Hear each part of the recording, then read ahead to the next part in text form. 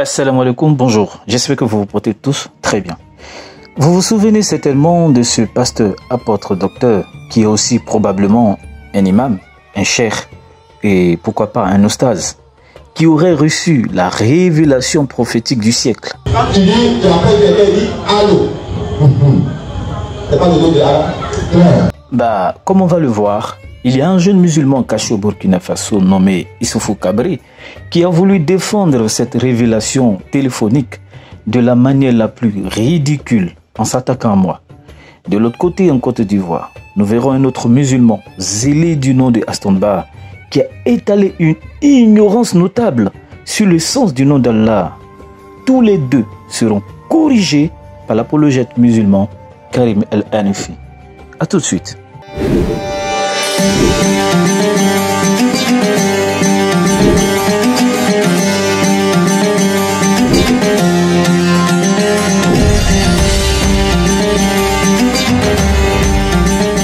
Bienvenue. Alors, nous allons commencer par Issoufou Kabré. Oui, lui, nous allons commencer par lui. Écoutons attentivement sa démonstration. Alors, très rapidement, on passe à la correction. Attachez bien vos ceintures. Le monsieur, il dit que quand tu dis allô, c'est en fait le nom d'Allah que tu as prononcé. Et notre grand érudit, monsieur Salomon Alexandre, interprète cela en disant que les musulmans sont des gens qui sont crédules et qui avalent tout ce qu'on leur raconte. Ce qui signifie de facto que ce que le monsieur a dit, c'est du n'importe quoi. J'aimerais être bien d'accord avec toi, monsieur Alexandre Salomon, mais le problème est que tu racontes les mêmes bêtises, les mêmes n'importe quoi à longueur de journée. La preuve, tu as fait une publication pour prouver que Jésus-Christ n'était pas musulman et dans cette publication, tu dis que Judas serait musulman parce qu'il y a le mot Dahwa dans la Péchita de Luc 6, le verset 16, qui correspondrait, selon toi, au terme Da'wa des musulmans. Comment tu peux stipuler que le terme Dahwa correspond au terme Da'wa des musulmans? C'est deux choses totalement différentes. Oui, c'est deux choses totalement différentes. Le problème, c'est que tu ne sais pas bien lire. Attache ta ceinture et sois prêt pour le décollage. Dans mon article, mon propos que tu cites débute avec cette phrase. Suivant la ligne de raisonnement de nos frères de la Dawa. En rhétorique, cela s'appelle faire un raisonnement par l'absurde. Ce qui veut dire, pour te simplifier la tâche, que je me sers de votre postulat de base pour montrer la fausseté de votre raisonnement qui en découle. Prenons un exemple concret pour faciliter ta compréhension. Votre cher Ahmed Didat a cité le texte d'Apocalypse chapitre 19, le verset 1, où dans une vision céleste, l'apôtre Jean a entendu une foule en train de chanter « Alléluia ». Selon Ahmed Didat, la lecture originale de « Alléluia » serait en arabe « Alléluia » ou encore « Ya Lahu », c'est-à-dire « Ô Dieu lui-même ». Et donc, on serait ici en face d'un texte qui contiendrait le nom Allah. In the book of Revelation, chapter 19, it speaks about John the disciple. He saw the vision in heaven, angels singing in heaven, Alleluia, Alleluia, Alleluia, Alleluia. I'm asking the Christians, what is Alleluia? I says, what is Alleluia? Nobody says Alleluia anymore. Because you see, you are saying Ya Allahu, Alleluia, is Ya Allahu, Ya Allahu, Ya Allahu, Ya Allahu. This is what you are supposed to be singing. The angels singing in heaven. Ya Allahu, Ya Allahu, Ya Allahu. Alleluia is Ya Allahu, Ya Allahu. So this word is still in the Bible, in every language. In the Zulu Bible is there. There is not a Bible in which this word Allah is not there. Pourtant, nul besoin de faire la catéchèse ou l'école du dimanche pour savoir que le mot Alléluia est d'origine hébraïque et signifie louer Yah. Le nom Yah étant l'abréviation du nom de l'Éternel, le tétragramme Yod et Vav et. La même bévue a été commise à propos du texte hébreu des Cantiques des Cantiques, le chapitre 5, le verset 16, qui débute ainsi Iko Matakim Veikulo Mahmadim. Ici là, le mot Mahmadim, qui en hébreu désigne ce qui est désirable, agréable, aimable, ce qui fait un objet de charme, a été pris par des zélateurs musulmans comme Ahmed Didat et son élève Zakinaï pour dire qu'il s'agirait du nom de Mohammed. Wow! The Hebrew of the verse of the Bible from Song of Solomon chapter number 5, verse 16, which says, Hikkum amitakim vikulli Muhammadim zaidudi zairai baina Jerusalem. Muhammad, they add im, and it says Muhammadim. So if you read the original text, the name of Muhammad, peace be upon him, is even mentioned in the Bible. Cette propagande a été tellement répandue sur divers réseaux sociaux que certains musulmans sont allés jusqu'à falsifier le mot hébreu Mahamadim en le remplaçant par Muhammadim, en essayant de jouer sur une similitude phonétique. Muhammadim. Ce qui est absolument trompeur.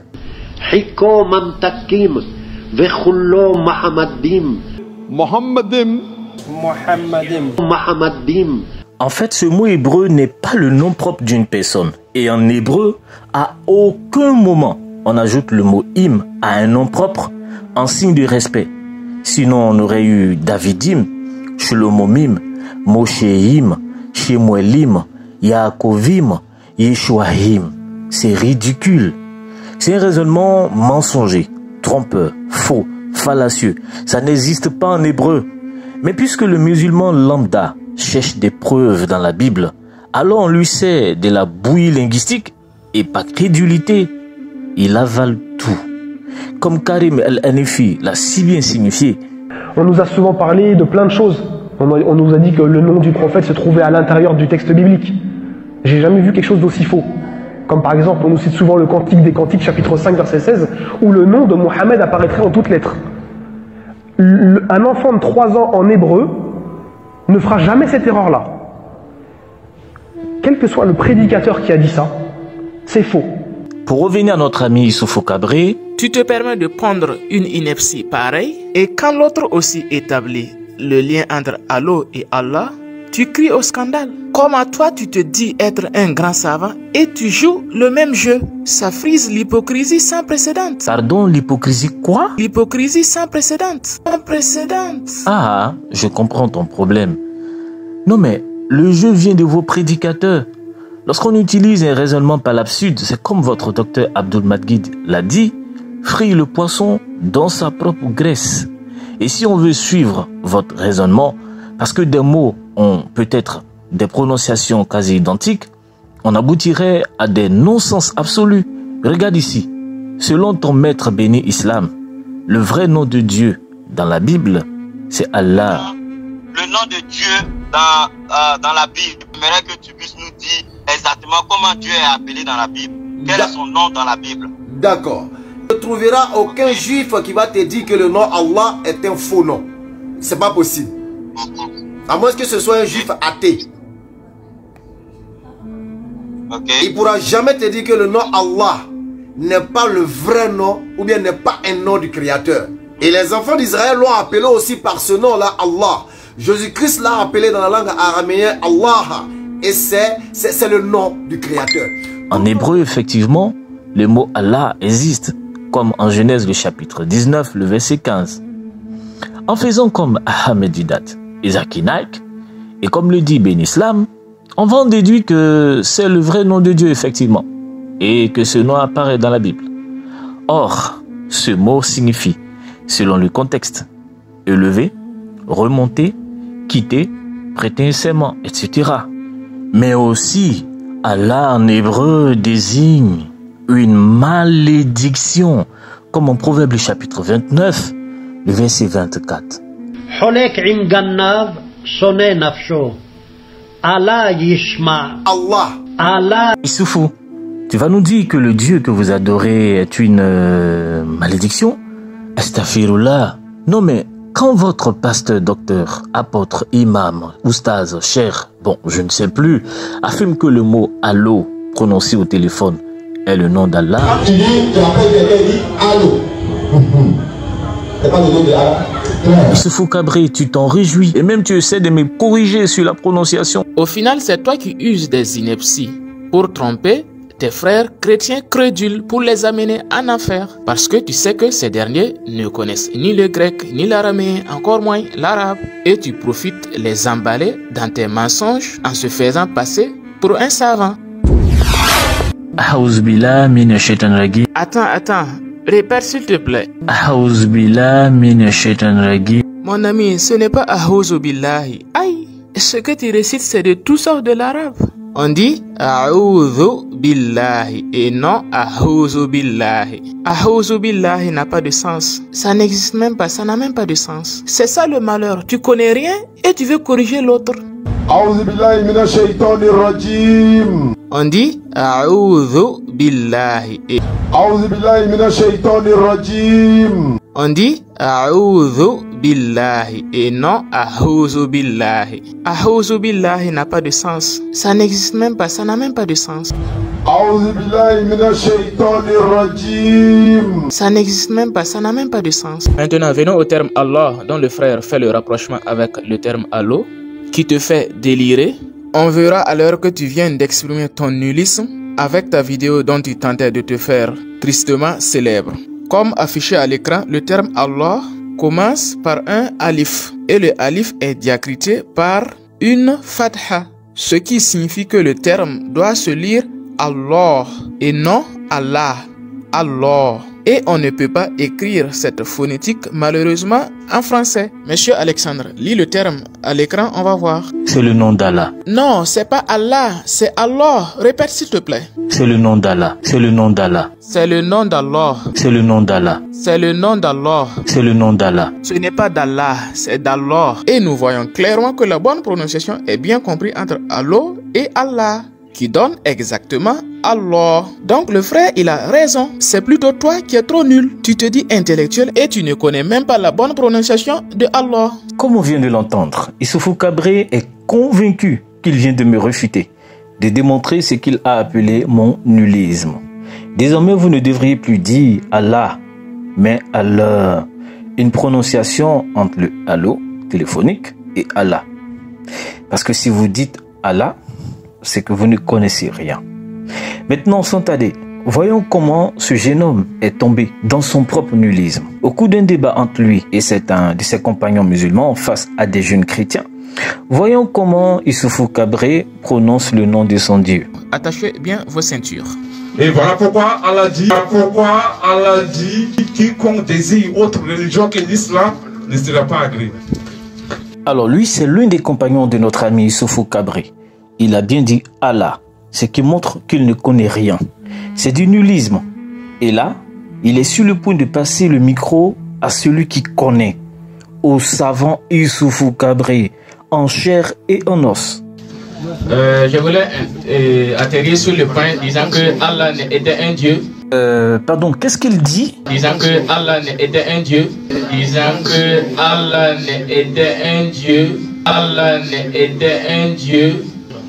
Allah était un Dieu qui existait. Allah et non Allah. Oui, mais Allah, le nom d'Allah, c'est pas un... Ce n'est pas d'Allah, c'est d'Allah. Non mais Issoufou, tu ne peux pas faire ça. C'est pas un nouveau nom. Quand il dit Yahweh, le nom de Allah est un nom qui existait. Non, le nom, c'est-à-dire, c'est comme dans chaque... Le nom, ça veut dire que quand tu dis Dieu en français, quand on dit Dieu en français, quand tu traduis en arabe, on dit Allah, c'est Allah et non Allah. C'est pas en quelque sorte un nom inventé ou un nom quelque chose. C'est le problème avec Allah et puis le Allah de Mohammed et le Allah. Allah et non Allah. Des choses, des mécréants de la Mecque, c'est quoi? Le problème, eux, ils veulent adorer Allah avec des idoles. Ils veulent utiliser des idoles pour atteindre Allah. Allah et non Allah. C'est pourquoi le problème qui est là, c'est pourquoi ils ne s'entendaient pas avec le prophète. Sinon, le nom d'Allah, c'est un... Ce n'est pas d'Allah, c'est d'Allah.